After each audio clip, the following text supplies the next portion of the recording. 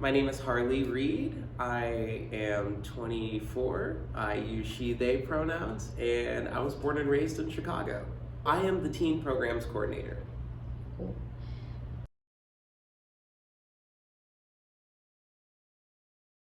Yeah, of course. So there's this community program, a community engagement program that Gregory, Sierra, and Mike do here, and it's awesome. They interview people from all across the South Side at Hyde Park, just about general inquiries or things that might need to be addressed in the art community. And so I reached out to them, talking about the lack of art shops, art and music shops we have in the South Side. Sure enough, they liked me, invited me over to the center. I ended up applying for the camp coordinator position, which is a summertime job. I ended up doing that, and then I made it here to be a part of staff for the long haul.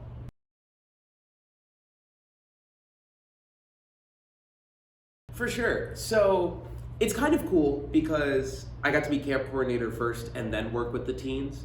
And when I was working with the kids, granted, I had Allison working with me as the studio's manager. She was really the meat and potatoes behind the backbones of the program, but I was just really on the ground making art with them, just hearing what they have to say, dealing with things that come up immediately, and just keeping the pace going. And that's what I do with the teens, just on a different level. They have different needs, of course, than younger ones, but it's all about fostering that creativity, giving them advice when they might even think they don't need it or they do need it. Really working with the teachers. And for example, with Teen Photo this year, I got to be their model for the whole class time. So they were able to take pictures of me and I can help them with their work. So to me, that's what the position really is.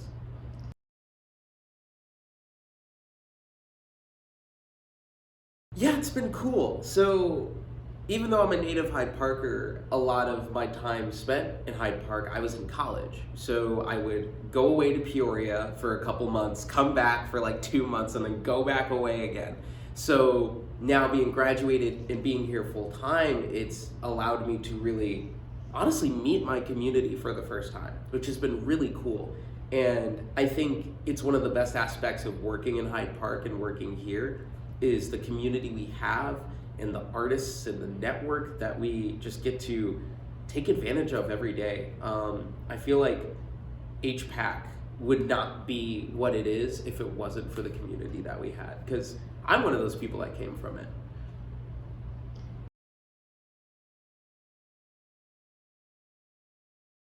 Yeah, yeah, absolutely. So this is formerly known as the Teen Space to a lot of people. We're trying to rebrand it, call it the Cloud.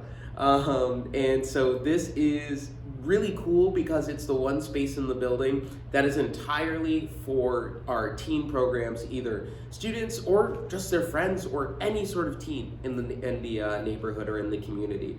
And so even behind me is all work done by previous people that were in teen programs, and they were teenagers at the time. So it's just this really cool hub where we can allow people who don't have the resources, who just need a space outside of their home or school to work, um, whatever they might need to really get their practice going, to work. But even as being an adult in this space, who frequently occupies it, just being able to look at the wall, being able to look at the mannequins, being able to kind of see what's here and even experiment myself and learn some things too. It's really inspiring. Um, these dudes were a lot farther ahead than I was when I was 15 and 14. So it keeps me going.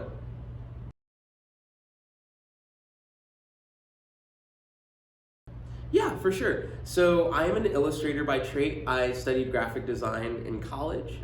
So my background in that comes a lot from comic books, horror, manga, and anime. Those kind of like those traditions. Anything spooky, creepy, and oddly related to superheroes, I probably do. And then outside of that, I am also a musician. So I have been playing guitar and drums, in jazz performance for about like a decade or so now.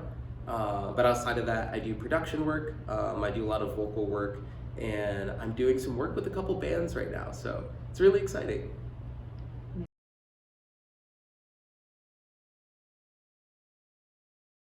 I think the one thing that's really cool that I always like to talk about is that I've been on tour before, which is a really fun thing to kind of look back at and see that I got to do, especially before the pandemic. I was in a punk band in college, and I played bass for them. Swimming with Sharks. If you look us up, I'm sure there's probably just one song up right now. But we were able to do like a little Midwest tour where we got to play outside of Peoria where we were. We got to play in Milwaukee.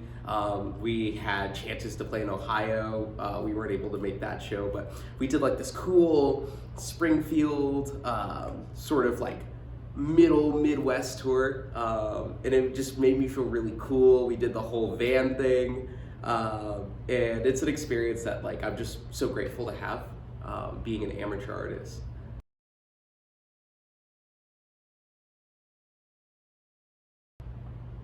I would say a problem solver,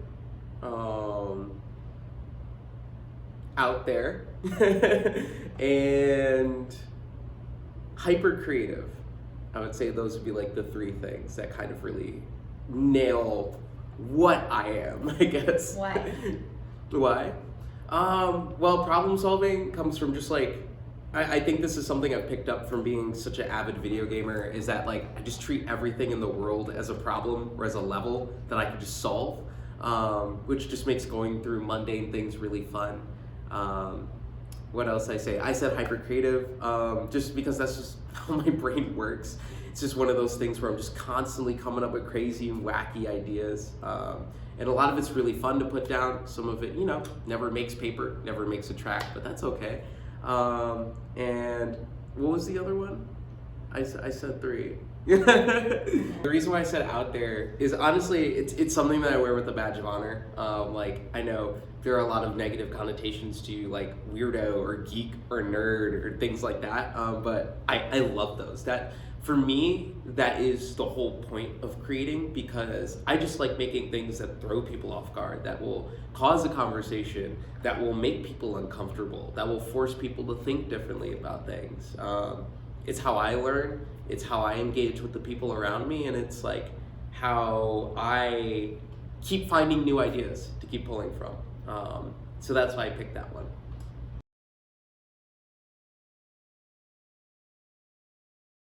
I'd say I'm going to use myself as a cautionary tale, because I'm somebody who didn't take my visual art seriously as a teenager.